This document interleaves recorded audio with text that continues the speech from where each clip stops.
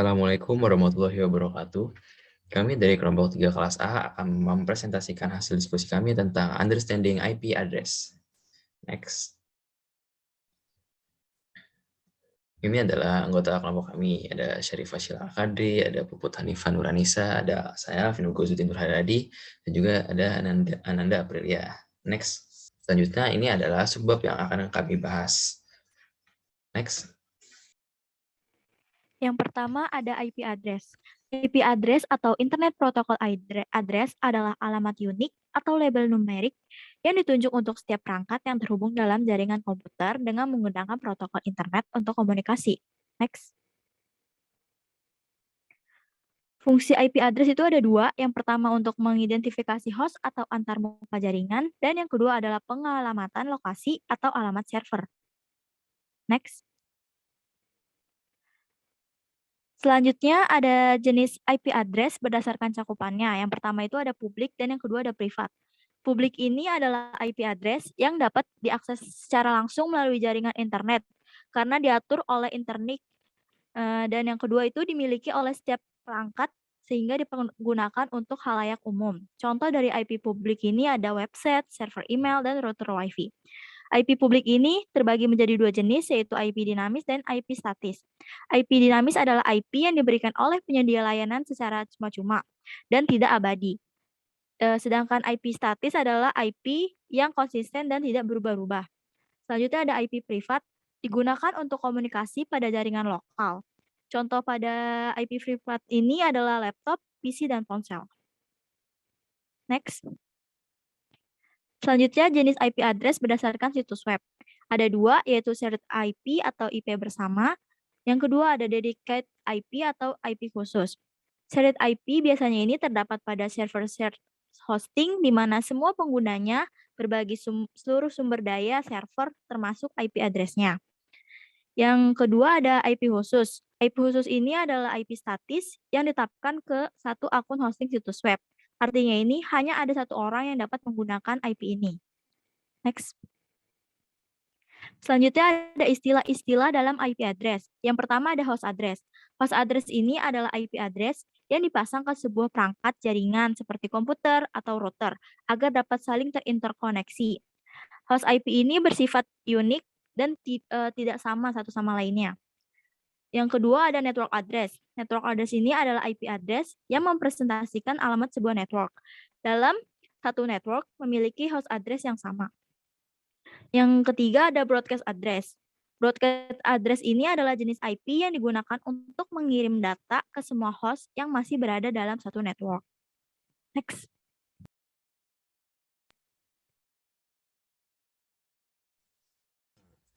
Pertama ini kita akan membahas tentang internet scaling problems atau masalah penskalan internet. Next. Dalam beberapa tahun terakhir, internet telah mengalami dua masalah penskalan utama, yaitu yang pertama, menipisnya ruang IPv4 address. Versi IP saat ini, yaitu IP versi 4 atau IPv4, mendefinisikan 32 bit address yang artinya hanya ada 2,32 atau sekitar 4 miliaran alamat IPv4 yang tersedia. Ini mungkin terlihat banyak, tetapi ketika pasar baru terbuka dan sebagian besar populasi dunia menjadi kandidat untuk alamat IP, jumlah alamat IP yang terbatas pada akhirnya akan habis. Lalu yang kedua ada perutuhan internet yang terus meningkat. Masalah ini disebabkan oleh pertumbuhan pesat dalam ukuran tabel perutuhan internet. Router backbone internet diperlukan untuk memelihara informasi perutuhan yang lengkap untuk internet. Selama beberapa tahun terakhir, tabel routing telah mengalami pertumbuhan eksponensial karena meningkatnya jumlah organisasi yang terhubung ke internet. Next. Apakah ada solusinya? Solusi jangka panjang untuk kedua masalah tersebut adalah dapat ditemukan dalam penyebaran luas IP Next Generation atau IPNG dan IPv6 menjelang pergantian abad. Sementara komunitas internet menunggu IPNG, IPv4 perlu diperbaiki dan dimodifikasi agar internet dapat terus menyediakan konektivitas universal yang kita harapkan. Proses perbaikan ini dapat mengubah beberapa konsep dasar kita tentang internet. Next. Nah, yang kedua ini kita masuk ke classful IP addressing atau pengkelasan IP address. Next. Nah, ini adalah kelas-kelasnya. Ada kelas A, kelas B, kelas C, kelas D, dan kelas E. Next. Yang pertama ada kelas A. IP address kelas A ditugaskan ke jaringan yang berisi host yang berjumlah banyak. Network ID-nya ada 8 bit, di mana bit pertamanya selalu diset ke 0, lalu host ID-nya ada 24 bit. Next. Lalu ada kelas B. IP address kelas B ditugaskan ke jaringan yang berukuran sedang hingga besar. Network ID-nya ada 16 bit, di mana 2 bit pertamanya selalu di-set ke 1 dan 0. Lalu host ID-nya ada 16 bit. Next. Yang ketiga ada kelas C. IP address kelas C ditugaskan ke jaringan berukuran kecil, di mana network ID-nya ada 24 bit, yang dimana 3 bit octet terbesarnya di-set ke 110. Kemudian host ID-nya berjumlah 8 bit. Next. Yang keempat ada IP address kelas D. IP address kelas D dicadangkan untuk multicasting, di mana octet terbesarnya selalu di-set ke 1110 dan host ID-nya berjumlah 28 bit sisa. Next. Lalu yang terakhir ada kelas E. IP address kelas E biasanya dicadangkan untuk tujuan eksperimental dan penelitian, di mana octet terbesarnya selalu di-set ke 1111 dan host ID-nya berjumlah 28 bit. Next. Masalah classful addressing. Nah, dari classful addressing ini ternyata ada masalahnya. Masalah dengan metode ini adalah jutaan alamat kelas A terbuang sia-sia, banyak alamat kelas B terbuang sia-sia, sedangkan jumlah alamat yang tersedia di kelas C sangat kecil, sehingga tidak dapat memenuhi kebutuhan organisasi. Alamat kelas D digunakan untuk perolehan multicast, dan karena itu hanya tersedia sebagian satu bulk. Lalu alamat kelas E sendiri itu dicadangkan. Karena ada masalah ini, jaringan classful digantikan oleh Classless Inter-Domain Routing atau CIDR pada tahun 1993. Next. Selanjutnya ada subnetting. Nah, apa itu subnetting? Subnetting adalah teknik memecah network menjadi beberapa subnetwork yang lebih kecil atau lebih spesifik lagi. Subnetting adalah proses memecah suatu IP jaringan menjadi subjaringan yang lebih kecil yang disebut subnet.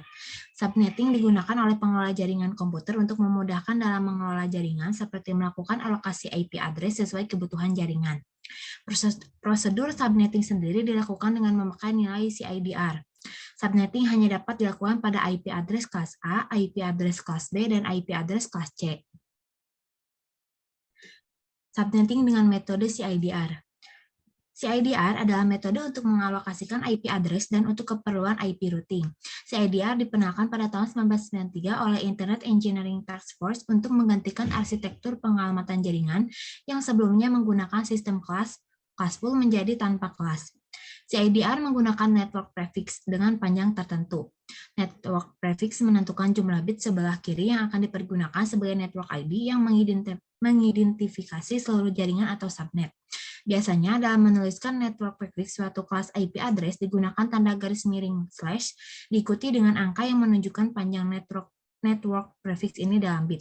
Misalkan suatu IP address ditulis 192.168.1.1/27. Hal ini mengandung arti IP address tersebut memiliki 27 bit sebagai network ID-nya. Selanjutnya tujuan subnetting. Yang pertama, untuk mengefisiensikan pengalamatan jaringan. Misalnya untuk jaringan yang hanya mempunyai 10 host, kalau kita ingin menggunakan kelas C saja terdapat 254 dikurangi 10 sama dengan 244 alamat yang tidak terpakai. Yang kedua, dapat membagi satu kelas network atas sejumlah subnetwork. Dengan arti kata, membagi satu kelas jaringan menjadi bagian-bagian yang lebih kecil. Yang ketiga, untuk mengatasi masalah perbedaan antara hardware dengan topologi fisik jaringan. Yang keempat, untuk membuat lebih efisien alokasi IP address dalam sebuah jaringan, supaya bisa memaksimalkan penggunaan IP address. Yang kelima, meningkatkan keamanan dan mengurangi terjadinya kongsi akibat terlalu banyak host dalam suatu jaringan. Yang keenam, mengatasi masalah perbedaan hardware dan media fisik yang digunakan dalam suatu network. Selanjutnya, konsep subnetting. Ini merupakan analogi tanpa subnetting. Jalan bernama Gatot Subroto terdiri dari beberapa rumah bernomor 1 sampai 8, dengan rumah nomor 8 adalah rumah ketua Pak RT, yang memiliki tugas mengumumkan informasi apapun kepada seluruh rumah di wilayah Jalan Gatot Subroto. Ketika rumah di wilayah itu makin banyak, tentu kemungkinan menimbulkan keruwetan dan kemacetan. Karena itulah kemudian diadakan pengaturan lagi, dibuat gang-gang rumah, yang masuk ke gang diberi nomor rumah baru. Masing-masing gang ada ketua RT-nya sendiri-sendiri, sehingga ini akan memecahkan kemacetan, efisiensi, dan optimalisasi transportasi, serta setiap gang memiliki privilege sendiri-sendiri dalam mengelola wilayahnya. Jadi gambarnya akan menjadi seperti ini. Nah, konsep seperti inilah sebenarnya konsep subnetting. Di satu sisi ingin mempermudah pengelolaan, misalnya suatu kantor ingin membagi kerja menjadi 3 divisi dengan masing-masing divisi memiliki 15 komputer atau host. Di sisi lain juga untuk optimalisasi dengan efisiensi kerja jaringan, karena jalur lalu lintas tidak terpusat di satu network besar, tapi terbagi ke beberapa ruas-ruas gang. Yang pertama, analogi Jalan Gatot Subroto yang dengan rumah di sekitarnya dapat diterapkan untuk jaringan adalah seperti network address, nama jalannya, dan host address, nomor rumah, sedangkan ketua RT diperankan oleh broadcast address yang bertugas mengirim message ke semua host yang ada di network tersebut. Gambarnya bisa seperti ini. Nah, masih mengikuti analogi jalan tadi, kita terapkan ke subnetting jaringan. Nah, seperti gambar ini, gang adalah subnet, masing-masing subnet memiliki host address dan broadcast address. Nah, subnet mask digunakan untuk membaca bagaimana kita membagi jalan dan gang atau membagi network dan hostnya. Address mana saja yang berfungsi sebagai subnet, mana yang host, dan mana yang broadcast. Semua itu bisa kita ketahui dari subnet masknya. Nah, Jalan Gatot Subroto tanpa gang yang saya tampilkan tadi bisa dipahami sebagai menggunakan subnet mask default, atau dengan kata lain bisa disebut juga bahwa network tersebut tidak memiliki subnet atau jalan tanpa gang. Nah, subnet mask default ini untuk masing-masing kelas IP address-nya adalah sebagai berikut, seperti tabel ini. Ada kelas A, kelas B, dan kelas C. Selanjutnya ada tabel perhitungan subnetting.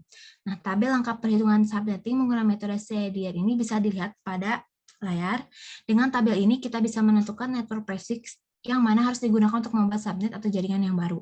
Nah, dengan metode CIDR ini akan menggunakan nilai subnet mask yang default berdasarkan kode kelas A, kelas B, dan kelas C menjadi subnet mask lain sesuai dengan network prefixnya. Nah, kalau kita perhatikan dari tabel tersebut, penggunaan CIDR ini bisa dilakukan dengan aturan sebagai berikut. Slice 8 sampai dengan slice 15 hanya bisa digunakan oleh network kelas A.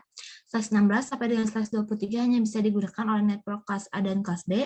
Slice 24 sampai slice 30 bisa digunakan oleh network kelas A, kelas B, dan kelas C. Selanjutnya, variable link subnet mask atau VLSM. Nah, apa itu VLSM? VLSM adalah metode untuk memecah classes IP network ke dalam beberapa subnet yang lebih kecil dengan ukuran blok subnet yang berbeda-beda. Nah, metode VLSM adalah metode yang paling sering digunakan dalam kehidupan sehari-hari, karena tidak semua network memiliki kebutuhan host yang jumlahnya sama. Dengan VLSM, kita jadi lebih irit dalam penggunaan IP address, karena setiap IP address akan disesuaikan berdasarkan jumlah host yang dibutuhkan, sehingga kita dapat meminimalisir jumlah host yang terbuang di suatu subnet. Nah, dalam penerapan IP address menggunakan metode VLSM agar tetap dapat berkomunikasi ke dalam jaringan internet, sebaiknya pengelola networknya dapat memenuhi persyaratan. Yang pertama, routing protokol yang digunakan harus mampu membawa informasi mengenai notasi prefix untuk setiap rute broadcast-nya. Yang kedua, semua perangkat router yang digunakan dalam jaringan harus mendukung metode VLSM yang menggunakan algoritma penerus paket informasi. Selanjutnya, manfaat VLSM. Yang pertama, efisien menggunakan alamat IP. Alamat IP yang dialokasikan sesuai dengan kebutuhan ruang host setiap subnet. Yang kedua, VLSM mendukung hierarkis menangani desain sehingga dapat secara efektif mendukung rute agregasi, juga disebut rute summarization. Yang terakhir, dapat berhasil mengurangi jumlah rute di routing table oleh berbagai jaringan subnets dalam satu ringkasan alamat. Misalnya, subnet 192.168.10.0/24, 192.168.11.0/24 dan 192.168.12.0/24 semua akan dapat diringkas menjadi 192.168.8.0/21. Nah, selanjutnya yaitu classes interdomain routing atau CIDR. Next. Nah, apa itu CIDR? Nah, jadi CIDR adalah cara penulisan subnet max dari sebuah subnetwork dengan cara mengubah notasi subnetwork dari desimal ke biner. Kemudian dihitung jumlah total nilai biner satu yang ada. Nah, CIDR ini merupakan cara alternatif dalam klasifikasi alamat IP kelas A, B, C, D, hingga E. Nah, di sini ada contoh yaitu 255.255.255.0/24. Nah, kalau di CIDR ini menggunakan prefix ya istilahnya, jadi ditandai dengan slash atau garis miring. Nah, di mana prefix ini menunjukkan jumlah bit si alamat jaringannya atau network ID-nya. Nah, notasi CIDR ini sebenarnya sangat membantu kita untuk mengefisiensi alamat-alamat IP, yaitu dengan cara membagi kelas network ke dalam subnetwork atau dalam bentuk kelompok jaringan-jaringan kecil yang ditandai dengan bantuan notasi CIDR atau dengan menggunakan prefix. Next. Nah, selanjutnya di sini ada cara menentukan notasi CIDR. Ada langkah-langkahnya. Nah, yang pertama yaitu kita harus mengubah notasi subnetwork desimal menjadi biner. Di sini ada contohnya yaitu kelas full IP address kelas C 255.255.255.0. Nah, di sini 255-nya itu diubah menjadi bilangan biner yang 8 oktet, sehingga terbentuklah 111 sampai 8 kali. Nah, maka untuk subnetwork kelas C ini apabila dituliskan dalam bentuk binernya seperti yang sudah tertera di contoh. Nah, dengan demikian jumlah angka 1 sebanyak 24 ini, maka notasi subnetwork kelas C pada CIDR-nya dituliskan dalam slash 24 atau terdapat 24 biner 1. Nah, ide dasarnya tuh gimana sih? Nah, jadi dari 32 bit itu yang membentuk IP address, mesti ditentukan dulu prefix atau jumlah digit yang mau digunakannya sebagai network bit, sehingga bisa ditentukan jumlah host bit sisanya sesuai dengan jumlah IP address yang dibutuhkan. Next. Nah, selanjutnya di sini ada tabel notasi CIDR. Nah, di sini sudah tertera subnet max yang sudah mempunyai nilai CIDR-nya. Nah, kalian bisa lihat sendiri. Next. Nah, selanjutnya itu ada IP versi 4 dan IP versi 6. Next. Nah, yang pertama itu IP versi 4 atau Internet Protocol version 4. Nah, versi 4 ini merupakan pengalamatan yang dibentuk oleh bilangan biner sepanjang 32 bit yang dibagi atas 4 bagian atau 4 segmen yang setiap bagiannya memiliki panjang 8 bit. Nah, contoh IP address itu sebenarnya berbentuk biner seperti yang sudah tertera di contoh. Nah, contoh ini memiliki panjang 32 bit lalu dipisahkan dengan spasi untuk mempermudah segmennya. Nah, nanti bilangan ini biasanya dikonversi ke bilangan desimal lalu dipisahkan dengan titik. Nah, lalu alokasi penggunaan IP address ini tidak sembarangan. Ini diatur oleh Internet Assigned Number Authority. Nah, kalau kita sebagai pengguna biasanya berkomunikasi itu menggunakan ISP kan, atau Internet Service Provider, atau penyedia layanan internet. Nah, biasanya tiap penyedia layanan internet itu melakukan mekanisme bisnis dengan pengguna untuk membagi alamat IP address. Memang dalam real di lapangannya, ada IP yang bentuknya dinamis, statis, dan itu untuk keperluan bisnis, sekolah, kampus, biasanya menggunakan IP yang bentuknya statis. Tapi kalau untuk keperluan umum saja, seperti di rumah, biasanya menggunakan IP dinamis. Nah, lalu IP address ini tidak semua digunakan, ada beberapa IP address yang memang dicadangkan untuk keperluan intranet, jadi tidak dipakai untuk keperluan internet. Nah, dalam tabel ini, next. Nah, dalam tabel ini ada IP-IP yang biasanya digunakan untuk keperluan internet. Yang pertama ada IP kelas A yaitu untuk private IP. Yang kedua ada IP kelas B. Dan yang ketiga ada IP kelas C. Next. Nah, IP address ini tadi sudah dijelaskan oleh Alvin ya, bahwa dibagi menjadi 5 kelas, yaitu A, B, C, D, dan E. Dan dalam prakteknya biasanya hanya kelas A, B, C, karena IP kelas D dan E ini digunakan untuk keperluan khusus. Nah, kalau yang D itu biasanya digunakan untuk IP address multicast, sedangkan kalau IP kelas E ini digunakan untuk keperluan reset, yaitu reset jaringan komputer. Kalau IP address kelas A, B, C ini disebut juga dengan unicast. Nah, kalau kita buka IP address versi 4 itu kayak contoh yang sudah tertera, yaitu ada 8 bit awal dan setiap bitnya ada 8 bit atau 8 oktet, yang panjang total itu 32 bit. Nah, yang 172.16.25.1 itu merupakan desimalnya. Nah, lalu yang 10101100 itu merupakan binernya. Next. Nah, sekarang saya akan menjelaskan tentang kelas A. Kan tadi kita sudah tahu bahwa IP versi 4 ini terdiri atas 4 buah segmen. Nah, segmen pertama kalau dari IP kelas A ini untuk network bit. Jadi nanti ada segmen untuk network bit dan ada segmen untuk host. Nah, bit pertama pada segmen pertama itu bernilai 0 dan 7 bit pada segmen pertama boleh bernilai 0 atau 1 sebagai network bitnya. Lalu 24 bit sisanya di segmen kedua, ketiga, dan keempat bisa bernilai 0 atau 1 untuk menyatakan host bitnya. Jadi seperti yang sudah dijelaskan pada gambar, ada 4 segmen, lalu 24 segmen terakhir ini untuk host. Nah, di bagian segmen pertamanya itu harus bernilai 0, dan bit kedua sampai ke 8 ini network ID-nya bebas, lalu untuk host ID-nya 24 bit terakhir. Nah, dengan aturan format seperti ini, maka dapat dibentuk IP address range dari 10.0.0.0 sampai 10.255.255.255. Dan jumlah IP yang mungkin dibentuk untuk IP kelas A ini ada sekitar 16 juta IP. Next. Nah, kalau untuk yang kelas B ini segmen pertamanya dan kedua itu untuk network bit-nya. Berbeda dengan kelas A yang hanya segmen pertamanya saja. Lalu dalam kelas B ini bit pertama pada segmen pertamanya itu bernilai 10. Setelah itu 14 bit pada segmen pertama dan kedua nilainya antara 0 atau 1 sebagai network bit. Dan 16 bit sisanya pada segmen ketiga dan keempat bernilai antara 0 atau 1 sebagai host bit. Jadi seperti pada gambar, network bit-nya itu di dua segmen pertama, tapi di segmen pertamanya itu harus 10 dan sisanya bebas. Lalu ada dua segmen terakhirnya untuk host bit. Nah, dengan aturan seperti ini, maka dibentuk IP address range-nya 172.16.0.0 sampai 172.31.255.255. Sehingga jumlah IP yang mungkin dibentuk tentu lebih sedikit dari kelas A, yaitu hanya sekitar 1 juta IP. Next.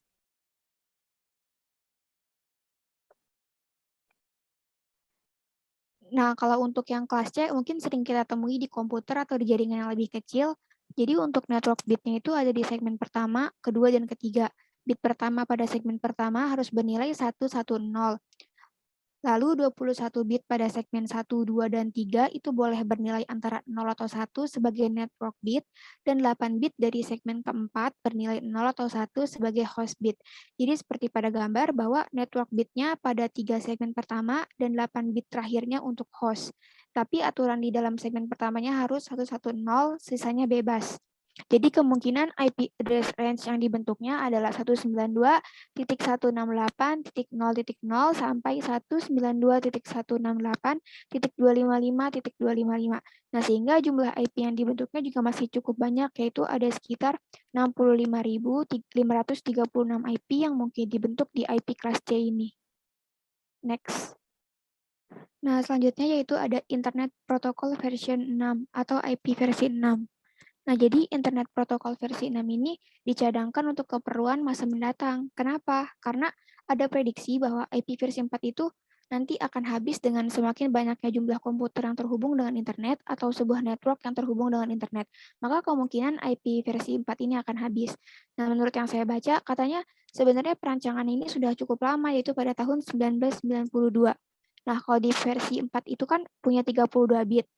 Sedangkan kalau di versi 6 ini jumlah panjangnya 122 bit, sehingga jumlah yang mungkin dibentuknya itu ada sekitar 3.4 kali 10 pangkat 38 IP. Nah, dalam IP versi 6 ini, alamat 128 bitnya dibagi ke dalam 8 blok yang masing-masingnya berukuran 16 bit. Sedangkan kalau di IP versi 4 kan dibagi ke 4 segmen.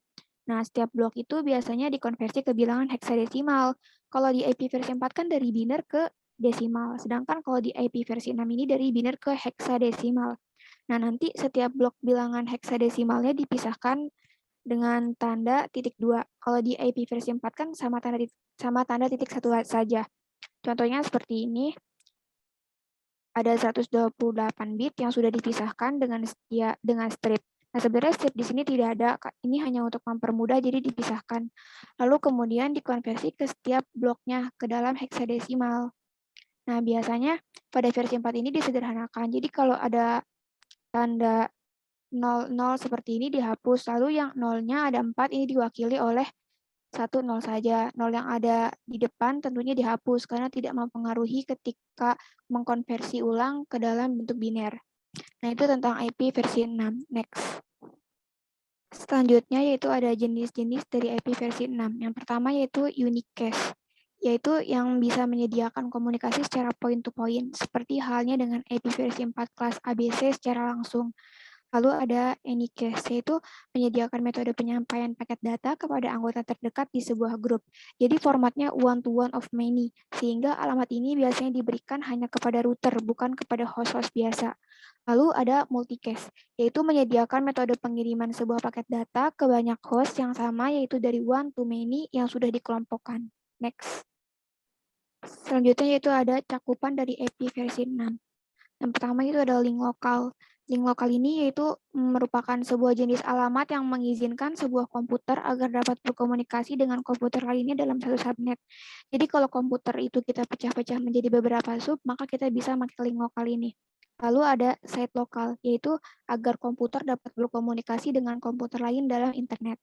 Yang terakhir itu ada global address, yaitu jenis alamat yang mengizinkan sebuah komputer agar dapat berkomunikasi dengan komputer lain secara global di internet dengan IP versi 6.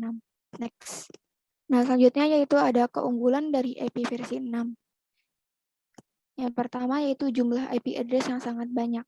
Nah, pengalamatan IP versi 6 ini kan merupakan perkembangan dari IP versi 4 yang menyediakan lebih banyak IP address. Karena IP versi 4 ini, versi 6 ini memiliki panjang 128 bit, tidak seperti IP versi 4 yang hanya memiliki 32 bit saja. Lalu ada auto configuration, yaitu IP versi 6 ini dirancang agar penggunanya tidak dipusingkan dengan konfigurasi IP address. Komputer pengguna yang terhubung dengan jaringan IP versi 6 ini akan mendapatkan IP address langsung dari router sehingga nanti DHCP server tidak diperlukan lagi. Lalu auto configuration ini nantinya sangat berguna bagi peralatan mobile internet karena pengguna tidak direpotkan dengan konfigurasi sewaktu berpindah tempat dan jaringan. Selanjutnya yaitu ada security. IP versi 6 ini telah dilengkapi dengan protokol IP security, sehingga semua aplikasi telah memiliki security yang optimal bagi berbagai aplikasi yang membutuhkan keamanan, misalnya transaksi banking. Nah, selanjutnya yaitu ada quality of service. Nah, jadi IP versi 6 ini memiliki protokol QoS yang terintegrasi dengan baik, sehingga semua aplikasi yang berjalan di atas IP versi 6 ini memiliki jaminan QoS, terutama bagi aplikasi yang sensitif terhadap delay seperti streaming video. Next. Selanjutnya, kita akan membahas OSI layer. Next. OSI atau Open System Interconnection adalah model referensi yang diciptakan dari sebuah kerangka yang bersifat konseptual. Nah, OSI layer ini terbagi menjadi dua kelompok, yaitu upper layer dan lower layer.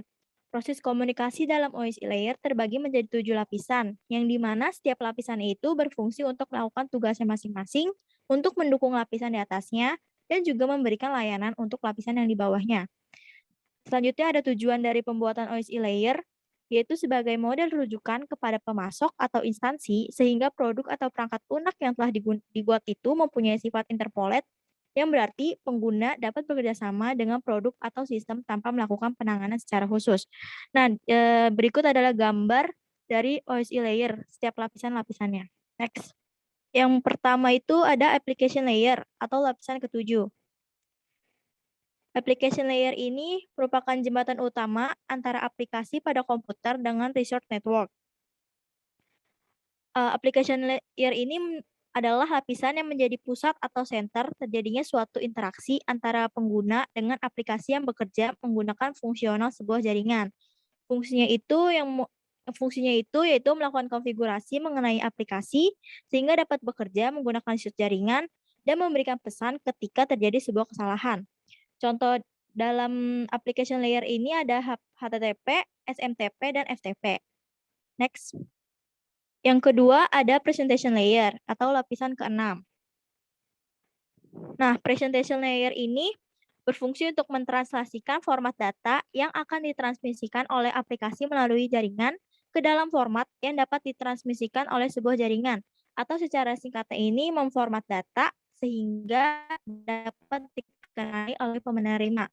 Contoh dalam presentation layer ini ada MIME, SSL, dan TSL, atau yang sering kita dengar itu ada contohnya itu ada JPG dan GIF. Yang ketiga ada session layer atau lapisan ke-6. Nah, pada session layer ini merupakan lapisan yang berfungsi untuk mendefinisikan bagaimana sebuah koneksi itu dibuat, dikelola, dan dikembangkan. Contoh dari protokol yang berada di session layer ini ada NFS, SMB, dan RTP. Next. Selanjutnya ada transport layer lapisan keempat. Transport layer ini mempunyai fungsi untuk memecah data menjadi paket-paket data serta memberikan nomor urut untuk setiap paketnya. Selain itu juga dalam transport layer ini memberikan atau menentukan protokol yang akan digunakan untuk mentransmisikan data seperti protokol TCP atau lapisan ketiga. Lapisan ketiga ini lapisan yang membuat header untuk setiap paket yang memuat informasi IP atau Internet Protocol dan melakukan routing dengan menggunakan router dan switch layer. Contohnya itu ada router dan switch layer pada lapisan ketiga. Next. Selanjutnya itu ada data link layer lapisan kedua. Pada data link layer ini memiliki tugas untuk menetapkan tiap-tiap bit data menjadi format frame. Nah, selain itu juga pada lapisan ini berfungsi mengetahui cara perangkat jaringan seperti repeater, hop, dan switch dan bridge pada layer 2 dapat berjalan. Yang terakhir itu ada physical layer atau lapisan ke-1. Pada lapisan ini berfungsi untuk menjelaskan media transmisi jaringan, sinkronisasi bit, metode pensinyalan, serta membentuk arsitektur jaringan seperti pengkabelan dan topologi jaringan. Next. Presentasi dari kelompok kami, kurang lebihnya mohon maaf. Wassalamualaikum warahmatullahi wabarakatuh.